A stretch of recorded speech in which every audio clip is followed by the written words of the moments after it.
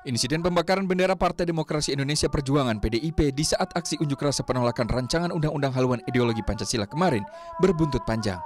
Hari ini sejumlah kader dan simpatisan PDI Perjuangan menggelar aksi protes insiden pembakaran bendera tersebut. Masa PDI Perjuangan melakukan long march dan berakhir di kantor Polres Jakarta Timur. Ketua DPP PDI Perjuangan, Eriko Sutarduga, menegaskan pihaknya akan menempuh jalur hukum atas insiden pembakaran bendera partainya. Nah, tentunya kita harus menyabarkan juga kepada seluruh kader kita bahwa biarlah kita menyelesaikan ini dengan masalah ini dengan proses hukum yang berlaku. Persaudaraan alumni 212 yang ikut dalam unjuk rasa kemarin juga angkat suara. Melalui pesan suara, juru bicara PA 212, Haikal Hasan, mengaku tidak mengetahui perihal pembakaran bendera PDI Perjuangan. Soal pembakaran saya kebetulan nggak lihat. Dan saya nggak hadir di acara pembakaran itu, di dekat situ nggak ada. Jadi saya nggak bisa tanggapan gitu ya. Tapi kalau itu dibilang dari kita, nggak bakal lah. Nggak bakal lah. Kita tahu kok, saling menghormati aja. Terkait kontroversi RUU yang diinisiasi DPR ini telah diprotes sejumlah elemen masyarakat. Draft RUU HIP dinilai memuat sejumlah pasal kontroversial, di antaranya seperti yang tercantum dalam bab 2 pasal 7 ayat 1, 2, dan 3. Pada ayat 1, dijelaskan tentang ciri pokok Pancasila, yakni keadilan dan kesejahteraan sosial dengan semangat kekeluargaan yang merupakan perpaduan prinsip ketuhanan, kemanusiaan, kesatuan, kerakyatan, demokrasi politik, dan ekonomi dalam satu kesatuan. Sedangkan di ayat 2 dijelaskan soal ciri pokok Pancasila berupa trisila, yaitu sosionasionalisme, sosiodemokrasi, serta ketuhanan yang berkebudayaan. Dan di ayat 3 dijelaskan, trisila sebagaimana dimaksud pada ayat 2 terkristalisasi dalam ekasila, yaitu gotong royong. Sejumlah ormas keagamaan menilai ideologi Pancasila sudah final dan tidak bisa dibagi-bagi lagi, sehingga RUU HIP tidak bisa dibahas di parlemen. Kesatuan sejarah yang lain itu bisa menimbulkan polemik yang tidak berkesudahan, yang semestinya sudah tuntas. Dan kita akan setback kembali kepada era di mana para founding fathers itu sudah bersusah payah merajut anyaman kebangsaan ini agar tidak terpecah belah. Bahwa RUU HIP ini tidak urgen, bahkan dari telaah awal terhadap 60 pasal yang ada dalam RUU HIP tersebut, terdapat banyak hal yang bertentangan dengan Undang-Undang Nomor 12 Tahun 2011, kemudian juga bertentangan dengan undang-undang yang ada di atasnya, khususnya adalah Undang-Undang Dasar 45. Sudah terbukti menimbulkan kontroversi di kalangan masyarakat. Pancasila yang berisi nilai-nilai dan fundamental norms atau norma-norma fundamental itu justru dengan HIP tersebut malah menjadi subordinat. Menurut Wakil Ketua DPR Sufmi Dasko Ahmad, pembahasan RUU tentang ideologi Pancasila saat ini masih ditunda sehingga tidak bisa berlanjut. Bisa juga dilakukan karena daftar inventarisasi masalah dari fraksi-fraksi kan juga nanti diperlukan. Seruan menghentikan pembahasan pun diungkapkan pemerintah melalui Menko Polhukam Mahfud MD. Tidak mengirimkan surat presiden untuk pembahasan itu. Di tengah protes ini, masyarakat turut menyoroti kedua unjuk rasa baik pelaporan pembakaran bendera parpol dan penolakan RUU HIP yang terjadi di Jakarta tidak mengindahkan protokol kesehatan, terutama aturan jaga jarak fisik. Tim Liputan, Kompas TV, Jakarta. Saudara, sejak diusulkan pada 22 April lalu, RUU HIP merupakan prolegnas RUU prioritas DPR di tahun 2020. Usulan DPR ini dilatar belakangi oleh belum adanya landasan hukum yang mengatur haluan ideologi Pancasila sebagai pedoman kehidupan berbangsa dan bernegara. Di sisi lain, pemerintah mengatakan tidak tahu menau tentang usulan RUU ini dan minta pembahasannya ditunda. Namun sejumlah elemen masyarakat meminta tidak hanya ditunda, melainkan dicabut dari prolegnas 2020. Bagaimana sebenarnya pokok bahasan dalam RUU HIP dan seberapa besar urgensinya? Malam ini kita akan bahas bersama Haikal Hasan, juru bicara PA 212. Selamat malam, Pak Haikal. Selamat malam, teman-teman. Assalamualaikum warahmatullahi wabarakatuh. Waalaikumsalam warahmatullahi wabarakatuh. Lalu ada juga Ketua PBNU Bidang Hukum Robikin M. Has. Pak Robikin, Assalamualaikum. Waalaikumsalam warahmatullahi wabarakatuh. Di studio saat ini hadir narasumber satu-satunya yang hadir di studio, yaitu politisi PDI Perjuangan Kapitra Ampera. Selamat malam, Pak Kapitra. Selamat malam, Assalamualaikum warahmatullahi wabarakatuh. Waalaikumsalam. Saya mau ke Pak Haikal Hasan terlebih dahulu. Kemarin Anda dan teman-teman ratusan alumni PA 212 melakukan aksi menolak RUU HIP di depan gedung MPR DPR. Kenapa sih harus sampai turun ke jalan, Pak, dan berdemo di tengah suasana pandemi seperti ini yang jelas-jelas berkerumun itu memang tidak boleh? Kalau permintaan dialog kami diterima, kalau usulan kami ini didengar, kalau pemerintah DPR dalam hal ini respon, buat apa turun ke jalan? Jadi turun ke jalan adalah solusi terakhir ketika usulan-usulan kita tidak didengar. Memang ada respon selama ini dari DPR. Memang ada respon selama ini dari PDIP. Memang ada respon selama ini dari para pengusul. Tidak ada respon tuh. Padahal kami terus menyuarakan. Langkah-langkah yang sudah dilakukan oleh PA 212 untuk menyuarakan ini apa aja, Pak Haikal? Ya, kami secara langsung, secara telepon, secara belum ada surat resmi ya.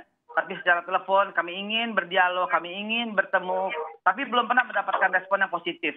Bahkan ketika kemarin pun kami ingin ketemu ternyata susah sekali sampai akhirnya turun ke jalan. Begitu turun ke jalan baru kemudian diterima. Dan terima kasih, kami mengapresiasi yang besar sekali dalam penerimaan kami yang baik kemarin di DPR.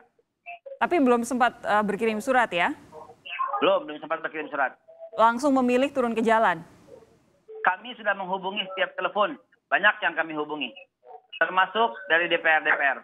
Oke, urgensinya untuk sampai kemudian turun ke jalan menolak RUU ini, apa Pak Haikal?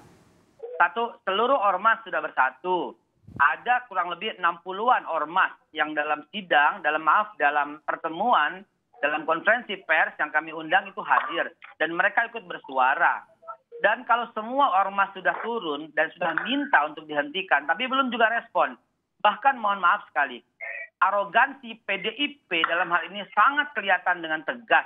Ketika suara-suara kami mungkin sudah terdengar, di sosial media sudah ramai, maka Pak Hasto langsung berkata menyetujui.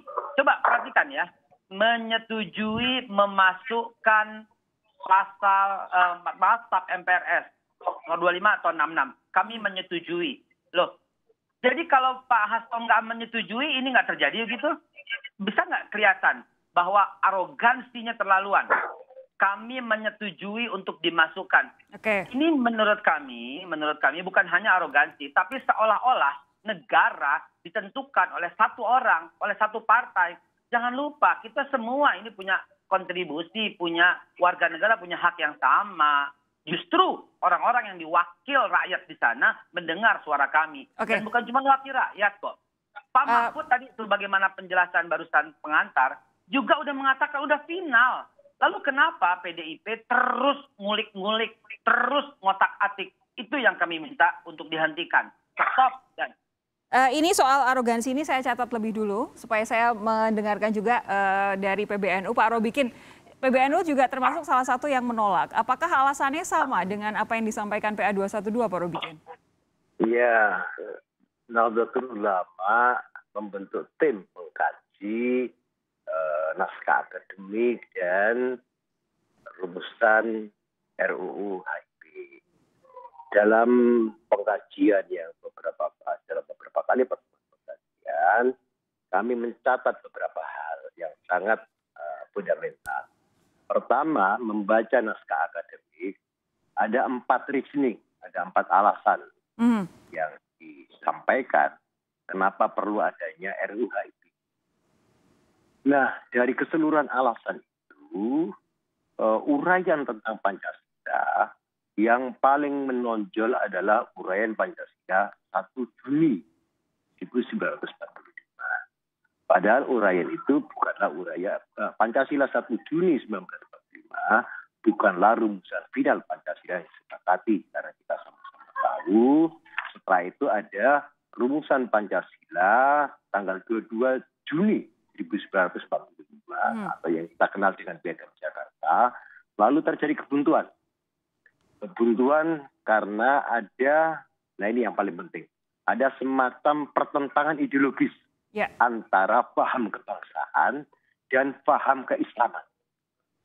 Nah, setelah itu kemudian tim 9 yang kemudian akhirnya disahkan oleh PPKI pada tanggal 18 Agustus 45 menyepakati rumusan Pancasila yang kita kenal saat ini.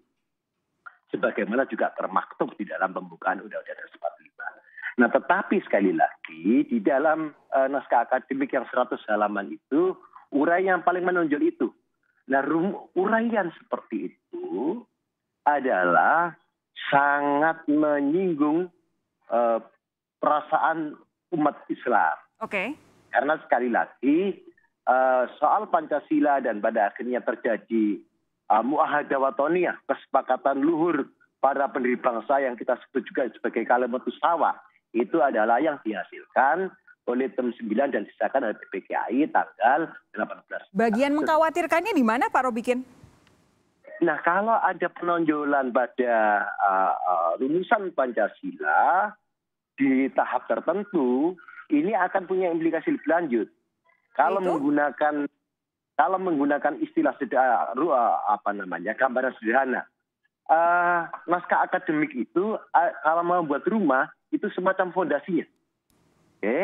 Kemudian rumusan norma-normanya yang dituangkan dalam draft RUU itu ya bangunan di atas fondasi itu.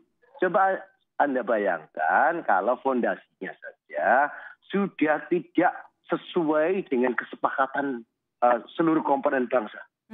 Nah, kita ini ditinggalkan oleh para leluhur kita, para pendiri bangsa ini, sesuatu yang sudah luar biasa.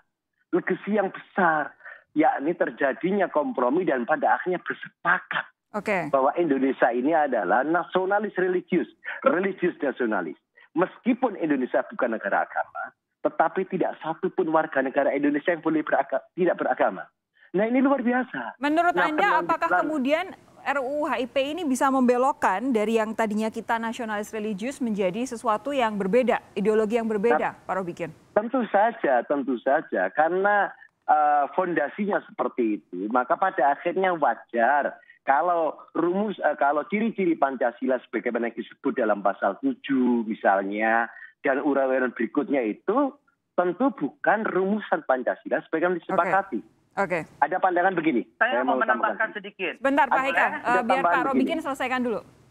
Ada begini, pandangan begini. Oke, kita akan masukkan dalam konsideran TAP MPR sapu jagat. Apakah itu cukup? Tidak. Oke, ada ungkapan bahwa nanti pasal 6, pasal 7 yaitu Pancasila kita kembalikan kepada rumusan Pancasila tanggal 18 Agustus. Cukupkah itu? Tidak.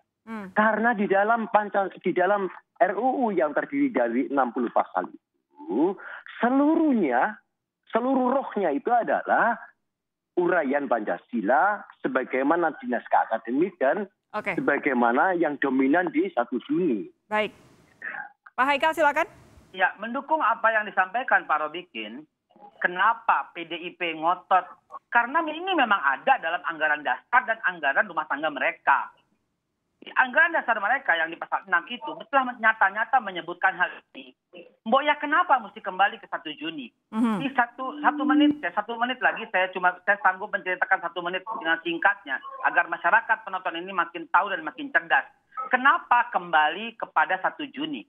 Padahal ini hanyalah ungkapan satu orang dari 3 orang pengusul, yaitu Pak Yamin, Pak Supono, ya, dan Pak Bung Karno itu sendiri.